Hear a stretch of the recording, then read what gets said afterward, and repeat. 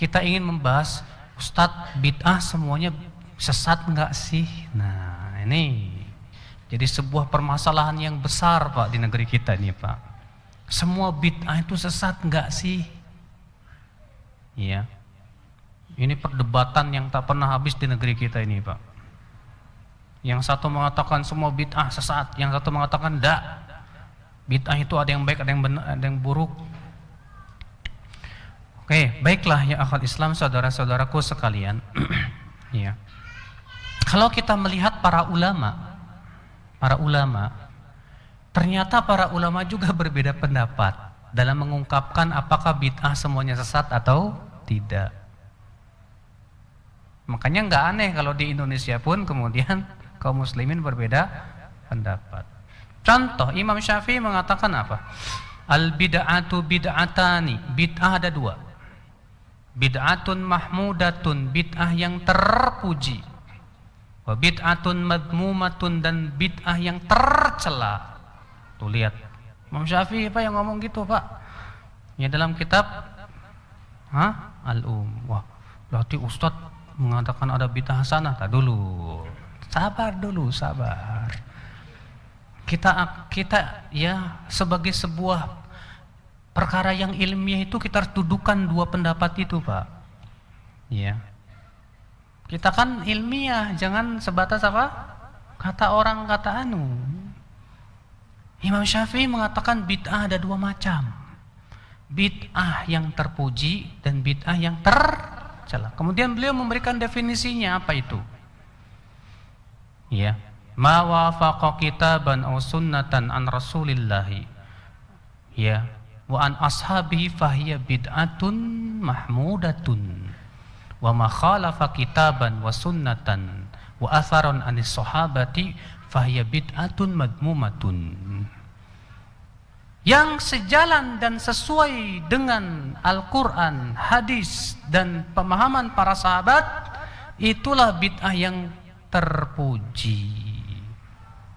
Adapun yang tidak sesuai alias menyelisihi Al-Quran, hadis dan athar para sahabat, itulah bid'ah yang tercela. Jadi di sini Imam Syafi'i memberikan definisinya. Apa definisinya? Kau nggak nyatet? Hah? Apal nggak? Ada yang apal? Apa definisi Imam Syafi'i bid'ah yang terpuji?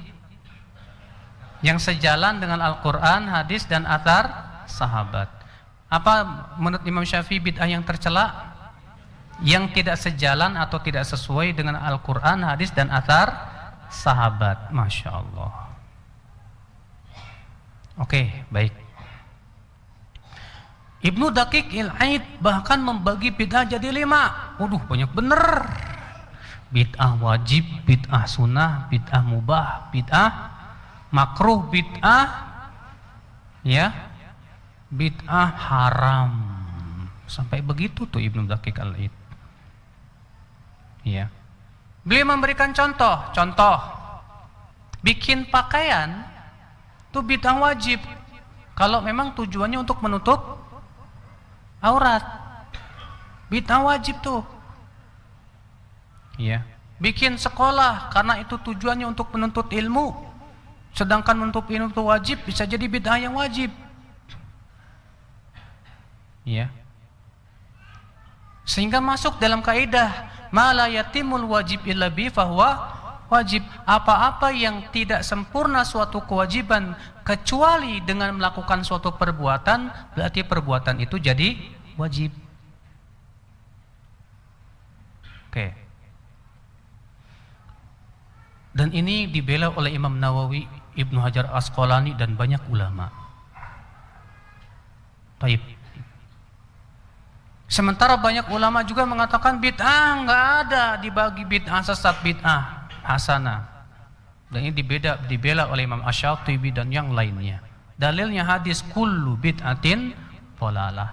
Setiap bid'ah sesat. Rasulullah hanya mengatakan setiap bid'ah sesat, dah, titik, selesai. Dan kullu dalam bahasa Arab, dalam ilmu usul fikih termasuk min alfadhil umum. Lafaz-lafaz yang sifatnya umum, tidak boleh dikhususkan kecuali dengan dalil, dan mana dalil yang mengkhususkannya? Tidak ada. Kata mereka, Pak, kalau saya memandang dua pendapat ini sebetulnya hampir-hampir tidak bertabrakan, Pak. Iya. Kenapa? Pertama, Imam Syafi'i ketika memberikan contoh-contohnya banyak yang nggak sesuai dengan di zaman sekarang, Pak. Saya berikan contoh. Imam Syafi'i, ya, di dalam kitab mengatakan akrahul ma'tam. Aku mengharamkan ma'tam. Wa huwal ijtima'i 'inda ahlil mayyit, itu berkumpul-kumpul di keluarga kematian. Ya, wasu'un ta'am fih, dan membuat makanan di situ berdasarkan perbuatan Jarir, perkataan Jarir. Imam Syafi'i tegas mengatakan apa? Nggak boleh, haram. Iya. Sementara di zaman sekarang dianggap apa? Iya. Imam Syafi'i menganggap beribadah dengan cara pukul rebana itu, Pak, nyanyi-nyanyi, itu bid'ah. Dan bahkan beliau mengingkari seingkar-ingkarnya. Tapi di zaman sekarang dianggap apa? Baik. Prakteknya agak beda. Prakteknya agak berbeda. Yang kedua, saya ingin memberikan sebuah kaidah sama antum, mudah-mudahan ini menjadi sebuah pencerahan. Tapi saya bukan sang pencerah, Pak. Apakah setiap yang Rasulullah tidak lakukan itu bid'ah? Apakah setiap yang Rasulullah tidak lakukan itu bid'ah? Jawabnya tidak. Jadi gimana dong? Baik.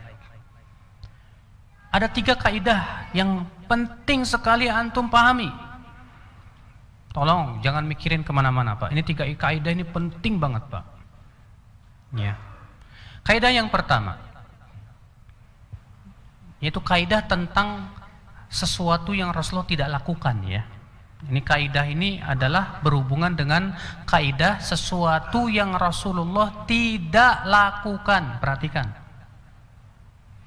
Pertama, Rasulullah tidak lakukan karena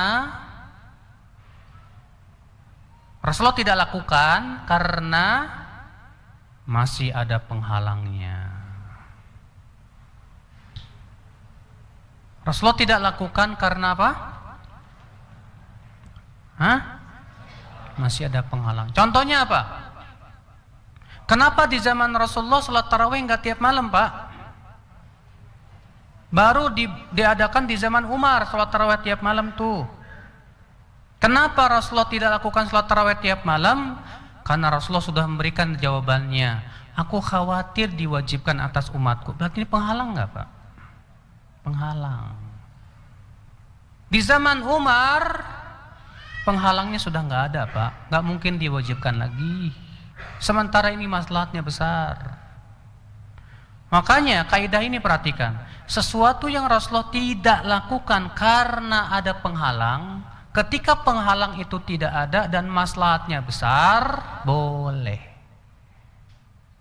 Kalau penghalangnya sudah tidak ada dan maslahatnya besar, boleh tidak? Nggak masalah. Iya. Contoh lagi, kenapa sih di zaman Rasulullah Al-Quran tidak dikumpulkan jadi mushaf? Mushaf Al-Quran baru dikumpulkan sama siapa? Abu Bakar. Di zaman Rasulullah belum. Kenapa? Karena masih ada penghalangnya. Apa itu? Al-Quran terus menerus turun kok, Pak. Sehingga belum bisa dikumpulkan seluruhnya. Ya. Di zaman Abu Bakar penghafal Quran banyak yang meninggal di medan perang. Kalau nggak dikumpulan mudarat besar ini, bahaya besar. Maka dikumpulkanlah dalam rangka menjaga Al-Quranul Karim.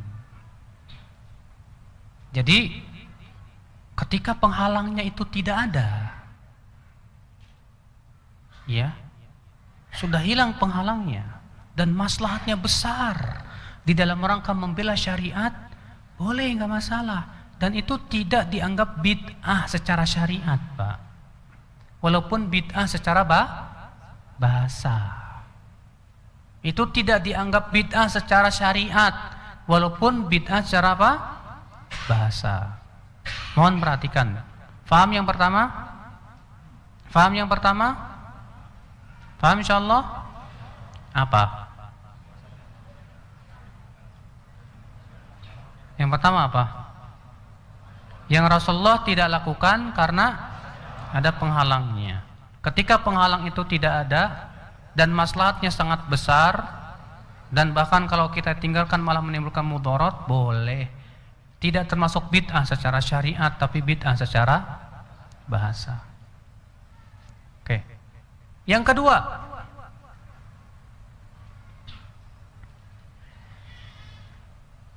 Rasulullah tidak lakukan karena belum dibutuhkan di zaman Rasulullah, belum ada pendorongnya. Rasulullah SAW tidak lakukan karena di zaman Rasulullah SAW itu belum ada, belum dibutuhkan, belum ada pendorongnya, Pak, belum ada sebabnya di zaman Rasulullah. Contohnya apa? Di zaman Rasulullah ada nggak ilmu hadis? Belum. Ilmu nahwu sharaf ada nggak zaman Rasulullah? Belum. Ilmu usul fikih ada nggak di zaman Rasulullah? Belum. Belum dibutuhkan. Jawabnya. Kenapa nggak ada? Nggak dibutuhkan. Karena para sahabat jago bahasa Arab. Nggak butuh ilmu nahwu sharaf. Ilmu hadis belum butuh, orang Rasul masih ada. Hadis itu kan mempelajari sanadnya sampai ke Rasulullah. Orang Rasulullah masih hidup, tinggal nanya ke Rasulullah. Belum dibutuhkan ilmu hadis. Ilmu usul fikih belum dibutuhkan. Karena apa? Para sahabat paling paham. Ya, memahami redaksi bahasa Arab itu paling paham mereka. Nah, kalau antum pelajari hadis-hadis Rasulullah dan kisah-kisah para sahabat, antum akan lihat para sahabat itu paham banget tentang ilmu usul fikih. Iya. Nah, ketika banyak masuk Islam setelah Rasulullah wafat, kan banyak yang masuk Islam, Pak, dari orang-orang yang bukan Arab. Paham nggak, Pak? Dan kalau tidak dibuat tata bahasa Arab, hancur mereka memahami Al-Quran dan hadis, rusak Al-Quran dan hadis. Maka Ali bin Abi Thalib memerintahkan Abul Aswad Ad-Du'ali untuk meletakkan ilmu nahwu. Diletakkanlah ilmu nahwu dalam rangka menjaga Al-Quran, dan berarti pendorongnya sudah muncul tidak? Sudah dibutuhkan, dan maslahatnya besar tidak? Maslahatnya besar sekali, Pak. Boleh tidak? Boleh, gak apa-apa. Ilmu hadis penting nih, Pak, untuk menjaga hadis antara yang dhaif, yang sahih harus dipisah ini.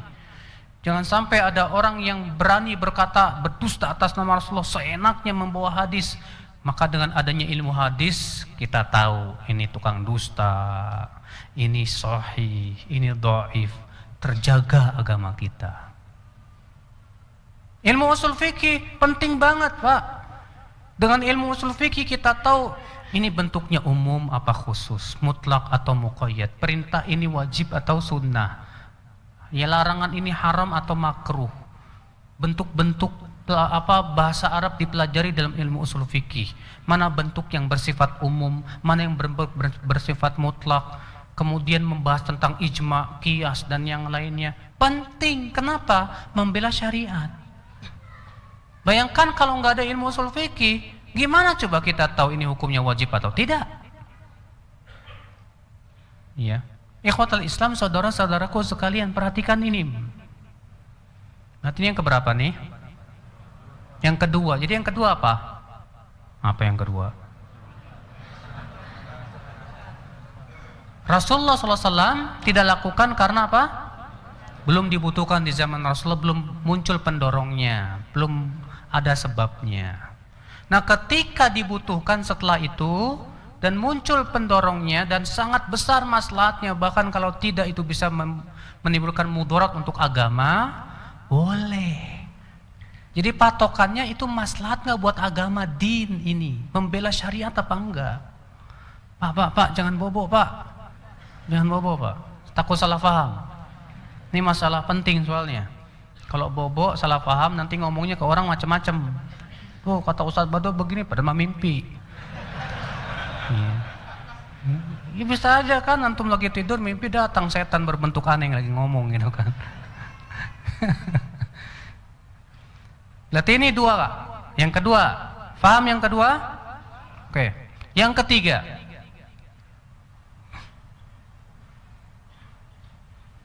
Yang ketiga, yang Rasulullah tinggalkan, Rasulullah tidak lakukan. Sementara penghalangnya tidak ada. Pendorongnya sudah ada, bahkan dibutuhkan di zaman Rasulullah. Tapi tetap Rasulullah tidak lakukan. Perhatikan gabungan antara yang pertama dan yang kedua loh. Kalau yang pertama tadi kan Rasulullah tinggalkan karena masih ada. Yang kedua tadi dikatakan Rasulullah tinggalkan karena apa? Belum ada dibutuhkan. Nah sekarang yang ketiga ini tidak ada penghalangnya Pak. Dan dibutuhkan juga di zaman Rasulullah. Tapi Rasulullah tidak lakukan. Sengaja Rasulullah tinggalkan. Berarti itu dalam rangka pensyariatan. Bahwa itu memang tidak boleh. Contoh hadis bahwa Rasulullah SAW apabila sholat Id, Hari Raya, Idul Fitri dan Idul Adha tidak adzan dan tidak qomat. Padahal dibutuhkan nggak adzan dan qomat? Dibutuhkan untuk manggil orang. Iya. Ada penghalangnya kah Rasulullah untuk melakukannya? Tidak ada. Rasulullah bisa menyuruh Bilal adzan. Tapi Rasulullah tidak lakukan itu Pak. Itu menunjukkan itu memang tidak disyariatkan. Maka kalau ada orang adzan dan qomat untuk sholat Idul Fitri dan Idul Adha, kita berani katakan ente bikin baru, bikin bid'ah ente. Tidak benar. Fahami ini, akhi. Pahami ini. Setelah itu kita akan lihat praktek para ulama yang mengatakan adanya bid'ah hasanah. Dan ternyata masuk dalam kaidah ini Pak. Imam Nawawi termasuk yang beliau mengatakan bid'ah hasanah ada. Tapi beliau ketika ditanya tentang dua sholat, sholat nisfu Sya'ban dan sholat raghaib, beliau berkata apa? Itu bid'ah tercela. Itu bid'ah apa? Bid'ah tercela. Bukan bid'ah hasanah, bukan.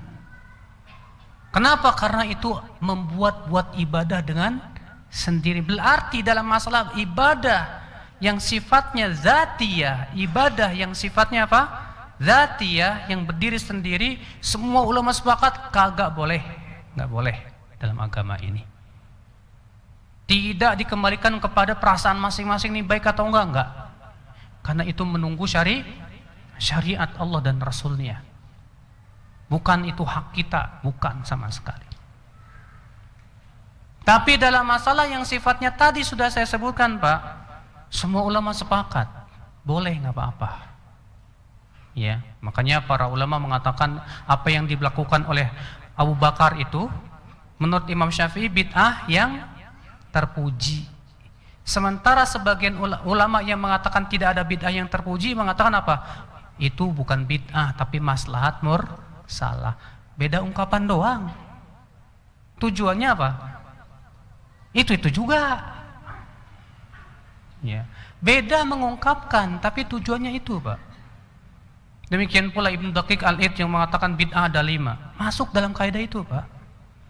Dan kaidah-kaidah usul fikih yang lainnya.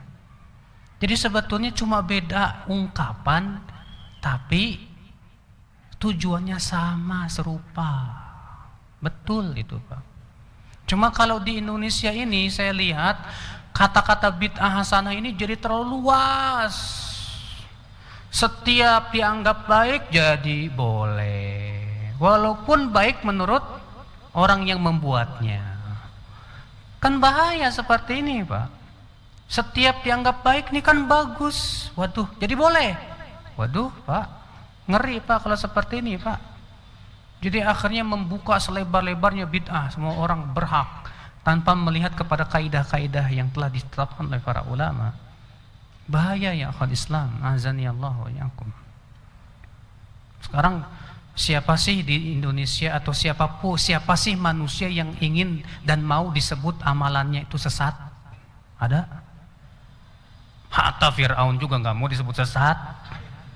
Buka sama antum surat Ghafir. Apa kata Fir'aun? Qala Fir'aun, ma urikum illa ma ara, wa ma ahdikum illa sabilar rasyad. Berkatalah Fir'aun, aku tidak memandang untuk kalian kecuali apa yang aku pandang baik, dan aku tidak membimbing kalian kecuali kepada jalan kebenaran. Ini yang ngomong Fir'aun nih Pak. Ya. Fir'aun gak mau disesatin. Memang semua orang gak bakal mau disesatin Pak, siapapun dia. Nah ketika ada orang yang menyesatkan, waduh kurang ajar gue disesatin nih. Wah. Tapi Al-Quran menyesatkan orang-orang yang memang sesat. Orang musyrikin disesatkan oleh Al-Quran. Rasulullah menyesatkan orang-orang yang memang sesat. Tapi kan untuk menuduh sesat kan butuh kepada apa? Hujah ilmiah. Enggak sembarangan main sesat-sesatin. Karena apa? Secara kenyataan orang enggak mau disesatkan. Ketika dia disesatkan, dia akan balik menyesatkan. Ya enggak Pak? Ketika antum bilang itu tuh tahlilan bid'ah, itu bid'ah, kurang ajar, kita disesatin, berarti neraka. Itu Wahabi sesat. Ya. Jadi akhirnya apa? Balik. Adapun orang yang berilmu melihat segala sesuatu dengan ilmu. Ya. Tidak setiap saling menuduh, saling menyesatkan itu benar klaimnya. Harus dilihat mana yang benar klaimnya, mana yang tidak benar klaimnya. Memang di zaman sekarang Pak, ya, untuk mudah sesatkan nih, menurut saya sih mudorotnya lebih besar. Yang lebih bagus kita jelaskan secara ilmiah aja. Ilmiah begini, Al-Quran, hadis gini, supaya orang paham. Adapun sedikit-sedikit sesat. Orang nggak mau disesatin Pak. Itu fitrah orang itu Pak. Maka lebih baik kalau antum ngomong di Facebook ilmiah. Dalil, Al-Quran, hadis, perkataan para ulama. Enak kan? Kalau ilmiah enak Pak semuanya. Orang pun akan insya Allah mulai menerima. Oh ilmiah ternyata ada hujahnya. Oh Masya Allah. Iya. Apalagi orang Indonesia ini dan sifat manusia itu nggak mau dikritik Mas. Kita ini kalau dikritik kayaknya orang yang mengkritik itu musuh tuh. Wis, aneh dikritik Suf. Kurang ajar ini, musuh aneh nih. Iya. Memang begitu. Keadaan kita itu seperti itu, tidak siap dikritik, tidak siap disalahkan. Kalau kita dikritik walaupun kritiknya membangun, marah. Kalau kita disalahkan walaupun yang menyalahkan mungkin benar, marah. Padahal kalau kita disalahkan sama orang nggak usah marah Pak. Kalau memang hujahnya kuat dan kita yang salah, katakan terima kasih. Itu adalah tawadhu namanya Pak. Kalau memang ternyata yang menyalahkan kita itu tidak benar, kita yang di atas kebenaran, cukup bantah dengan ilmiah, selesai kan? Nggak usah bawa-bawa orang serbu, ngapain coba? Yang bikin runyam kan itu Pak. Ya. Apalagi dengan berbagai tuduhan, macam-macam tuduhan itu, Masya Allah ya akhi. Saudara-saudaraku, agama kita ini agama ilmiah, biasakanlah semua ilmiah. Kalau Anda tidak setuju, ritual Anda dianggap sesat, silahkan Anda bantah secara ilmiah. Nggak usahlah otot-ototan Pak. Kita kaum muslimin bersaudara semuanya. Ya. Kata Rasulullah, al-muslim lil muslim kal jasadil wahid. Muslim untuk muslim yang lainnya bagaikan satu tubuh. Ya kalau antum nggak mau dan tidak menerima, antum ritualnya dianggap sesat, oke, bantah secara ilmiah. Kalau antum, oke, saya mau bertemu sama Anda untuk dialog ilmiah, silahkan, terbuka dialog ilmiah, kenapa? Tapi tujuannya bukan cari kemenangan, tapi tujuannya mencari kebenaran. Seperti yang dikatakan oleh Imam Asy-Syafi'i, tidaklah aku berdialog dengan siapapun kecuali aku berdoa, ya Allah, alirkan kebenaran pada lisannya. Jika aku di atas kebenaran, dia ikut aku, dan jika dia di atas kebenaran, aku ikut dia. Kan enak kalau kayak ginian Pak. Ya. Jadi akhirnya kita segala sesuatu dengan ilmiah. Itu Islam yang mengajarkan Pak, bukan preman. Kalau gaya preman beda lagi. Ya. Cuma masalahnya banyak para penceramah gaya preman. Mungkin asalnya preman jadi ustadz gitu kan, masih terbawa gaya premannya. Nah inilah saudara-saudaraku sekalian, masih panjang loh pembahasan kita loh. Iya. Jadi intinya Pak, baik ulama yang mengatakan adanya bid'ah hasanah dan ulama yang mengatakan tidak ada bid'ah hasanah, sebetulnya kalau kita perhatikan dalam contoh-contoh praktek mereka itu, hampir saya katakan tidak bertabrakan, kecuali dalam beberapa permasalahan saja. Tidak bertabrakan sebetulnya. Iya. Mereka menginginkan satu. Karena setelah kita lihat tadi contoh-contohnya juga, ya bahwa membuat ibadah secara zatnya semua sepakat nggak boleh. Iya. Wallahu a'lam.